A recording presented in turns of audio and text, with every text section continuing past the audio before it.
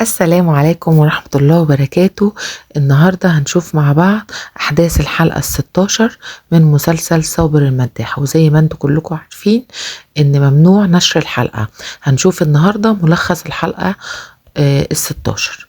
بيبدأ المشهد الأول بأن صبحي بيدور على ابنه في البيت كله، وبيتفاجئ لما بيسمع صوت صريخ من الجنينة. بيبص بيلاقي ابنه النار ماسكة فيه، وبيقف مصدوم مش عارف يتصرف. وسميح ساعتها بيكون بيضحك ومبسوط جدا.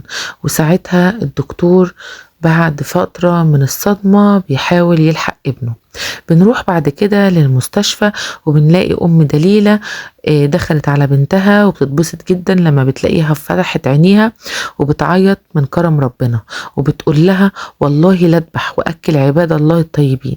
ساعتها بيدخل صابر عليهم وبيحمد ربنا وبيقول لها واحدة واحدة اصبري عليها وتقوم بالسلامة ان شاء الله. قال لها انا فهمت رسالتك يا دليلة وهفضل جنبك لغاية ما تقومي بالسلامة. ساعتها امها بتقول له انا مش فاهمة حاجة في ايه يا شيخ صابر. بيقول لها تعالي بره.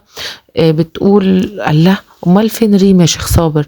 قال لها ريم مين؟ قالت له صاحبتها. قال لها هو الصحاب بالوقت وبالقعده من غير ما نعرف اللي جوه قلوبهم من سواد؟ قالت له هو في ايه يا شيخ صابر؟ انت قصدك ان ريم كانت عامله عمل لبنتي؟ واتصدمت وقعدت تعيط. ساعتها صابر قال لها افرحي وانسي. ردت عليه قالت له ربنا يسترها معاك دنيا واخره. قال لها يا رب. بنشوف بعد كده الدكتور صبحي بيعيط والإسعاف واخد حبيب، وكان للأسف فارق الحياة. والضابط بيسأله ساعتها بيقول له حبيب كان بيمر بضغوطات أو أي حاجة. رد ساعتها المساعد بتاعه وقال له حبيب كان كويس جدا وطيب وفي حاله، وعمري ما شفت عليه حاجة ولا أي حاجة خالص، وأنا شغال معاهم من زمان. رد ساعتها صبحي وقال له كان لازم أبعد. قال له أنت بتتهم حد؟ قال له مش هتعرف توصل له للأسف، ربنا بس هو اللي هيجيب حق حبيب. وبيمشي ساعتها. بيروح صابر لرحاب وبيقول لها ليه عملت كده في دليلة؟ قالت له انت اللي خليتني اعمل كده. قال لها انا ما عملتلكيش حاجة. قالت له انت عملت لي سحر وفكه. قال لها لا انا فكيته خلاص ومفيش اي حاجة وانت كويسة وطبيعية. قالت له على فكرة انا عاملة لدليلة اكتر من عمل، وهتلاقي اكتر من سحر معمول لها. قال لها طب ليه تأذيها وكده؟ قالت له فكلي السحر الاول اللي انت عاملهولي. قال لها انا خلاص مفيش ليكي سحر. قالت له لا انا لسه مش طبيعيه وفي حاجات بتحصل لي. قال لها يبقى هو اللي مفهمك كده. قالت له يعني انت مش هتفك السحر؟ قال لها مفيش حاجه معموله لك. وساعتها صابر بيمشي وبيسيبها. لما خرج صابر من عند رحاب لقى سميح واقف بره مستنيه وبيساومه على ابنه، وبيقول له ها لو انت سلمتيني الحجر هجيب لك ابنك. قال له ما دام انت عارف مكان الحجر ما رحتش خدته ليه؟ قال له عشان المفروض انت اللي تاخده. ساعتها صابر بيقول له ان شاء الله هوصل له زي ما وصلت للحجر اللي قبل كده وهيرجع مكانه. وبص على القلادة اللي في ايده. ساعتها رد عليه سميح وقال له لو ما مكنتنيش من الحجر ساعتها هيروح عايز. وساعتها صابر بص له وكان هيمشي ويسيبه. قبل ما يمشي قال له من حقه، مش الولد الحلو الطيب الأمور ده ابن الدكتور صبحي مش انتحر؟ بص له كده واتفاجئ واتصدم. وقام قال له سميح قال له خليك كده افضل عاند يا صابر عاند. وساعتها بيظهر رجائي مع صالح وبيقول له صالح لا إله إلا الله ابن صبحي توفى. قال له رجائي هم يا صالح هم لازم نحذر الناس. قال له اهدى يا رجائي كلها أقدار مكتوبة. رد رجائي قال له أنا خايف، أنا طول عمري ببين إني مش خايف. قال له صالح بقول لك ايه انا لازم ابلغ صابر باللي بيحصل. وساعتها بيخبط الباب وبتظهر بنت بيبان على رجائي انه يعرفها، وبتدخل البنت. وساعتها بيجي صالح ويقول له انا بلغت خلاص صابر باللي حصل وهسيبكم تقعدوا مع بعض. بيسألها ساعتها رجائي انت عرفتي طريقي منين وايه اللي جابك هنا؟ قالت له وحشتني قوي يا بابا. قال لها ايه اللي جابك هنا يا شاهند؟ قالت له انت وحشتني يا بابا وانا اسفة على كل شيء، واسفة على اللي ماما كانت بتعمله معاك، واسفة ان احنا ما صدقناكش. رد عليها ساعتها وقال لها ماما كان عندها حق وكل انسان وله طاقة. قالت له لا وانت حقك فين؟ وساعتها بيبكي وبياخدها في حضنه وبتتأسف له وبيقول لها وحشتيني قوي، وهي بتقول له انت كمان. قال لها عايزة تقولي حاجة؟ انت عايزة تقولي لي صح؟ تقولي لي ايه؟ قالت له انت كنت صح يا بابا في كل حاجة بتقولها. قال لها ايه اللي حصل؟ قالت له انا بقيت بشوف حاجات غريبة قوي، ساعات كتير بيحصل لي حاجات انا بكون بستغرباها، وبقيت بروح اتعالج عند دكتور نفساني من كتر اللي انا بشوفه. ساعتها قلق وخاف وقال لها انت لازم تمشي، انت لازم تبعدي عن هنا، وامك كمان عندها حق، ابعدي عن هنا عشان ما يحصل لكيش اي حاجة، ابعدي عن هنا عشان تكوني في امان. وساعتها بيطردها رجائي من البيت. بعد كده بنشوف صابر راح يعزي صبحي في ابنه، وبيقول له البقاء لله، بيقول له لا ده مش عزا، دول صحاب بس حبيب جايين في البيت.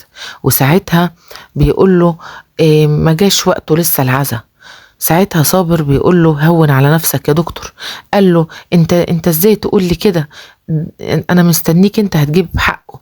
قال له ده صاحب حبيب على فكرة اللي واقف هناك ده، وكان عارف عنه كل حاجة. وساعتها صابر بيروح يتكلم مع مؤمن صاحب حبيب اللي شفناه في الحلقة اللي فاتت لما راح له ومشاه. قال له انت شكلك كنت بتحب حبيب قوي. قال له فعلا، وهو بعد عننا في الفترة الأخيرة، وكان بيتكلم مع حد في الشات جي بي تي، وبيتكلم كأنه إنسان حقيقي، خلى ناس كتير تنتحر. رد صابر ساعتها وقال لا حول ولا قوة إلا بالله، وراح لصبحي وقال ربنا يصبره. بنشوف بعد كده قاعدة موجودة في بيت، بيتضح ان البيت ده بيت رشاد اللي كنا شفناه قبل كده، موجود فيها سميح وعبد الرازق ورشاد وابنه وعيلتهم، وعشان يتكلموا على الخير اللي من وجهة نظرهم اللي هو الكنز اللي كان سميح وراها لهم الحلقة اللي فاتت. رد ساعتها الحاج عزيز وقال له ايه اللي يخلي الشيطان يدخل جوه العيلة؟ حكاية الكنز دي عمرها ما كانت خير وهتجيب الخراب. رد ساعتها سميح وقال في يوم هيجي يدخل قريتكم واحد اسمه صابر المداح، الراجل ده مليان شر وبيقول على نفسه انه صاحب خير، وهو اصلا ضل كل الطرق. ساعتها بيتضايق عزيز وبيقوم من القعدة وبيقول احنا في زمن ما عناش فاهمين مين اللي ضل الطريق ومين الكويس. وساعتها بيقوم يمشي، وهو ماشي بيلاقي جثة مرمية على الارض ومتكفنة. بيكشف عن وش اللي مرمي على الارض ده وبيقعد يقول لا حول ولا قوة الا بالله. بيلاقي واحد ميت وبيكون هو ذات نفسه عزيز. وساعتها بيرجع لورا وهو خايف ومتضايق وزعلان ومخضوض. بيلاقي ساعتها سميح وبيقول له في ايه؟ بيقول له انا شفت ميت، انا شفت نفسي ميت. ساعتها بيقول له ازاي يعني، ده اكيد حلم هاجس بيجي للطيبين عشان لما بيشوفوا مصيرهم لو طلعوا من الطريق اللي كانوا ماشيين فيه. قصده يعني ان هو مشي من القعدة بقى وسابهم. وبيمسك ساعتها ايده وبيقعد يتنيها، وساعتها بيقول له روح نام واتغطى كويس. وبيكون عزيز واقع على الارض مخضوض ومش راضي يتكلم ولا عارف يتكلم اصلا. وساعتها سميح بيمشي ويسيبه، وهو ماشي بيقول له ما تنساش تتغطى عشان ما يجيلكش في الاحلام. بيدخل ساعتها صابر البيت وهو بيردد بيقول لا إله إلا أنت سبحانك إني كنت من الظالمين. وبيدخل أوضته وبينام على سريره وبيفتكر ساعتها كلام سميح وهو بيقول له الحجر محمي ومش هيطلع إلا ليك أنت. وبنروح بعد كده لشاهندة اللي بتروح عيادة الدكتور النفساني، واتضح إن الدكتور النفساني ده مين؟ طلع هو سميح. وبكده بتكون خلصت حلقتنا، واستنوني ان شاء الله في حلقة بكرة، ويا رب يكون عجبكم التلخيص بتاعي. ولو في اي حاجة انتوا عايزين الخصها اكتبولي في التعليقات، وما تنسوش تشتركوا في القناة وتدوسوا لايك عشان يوصل لكم كل الملخصات اللي انا هعملها. سلام عليكم.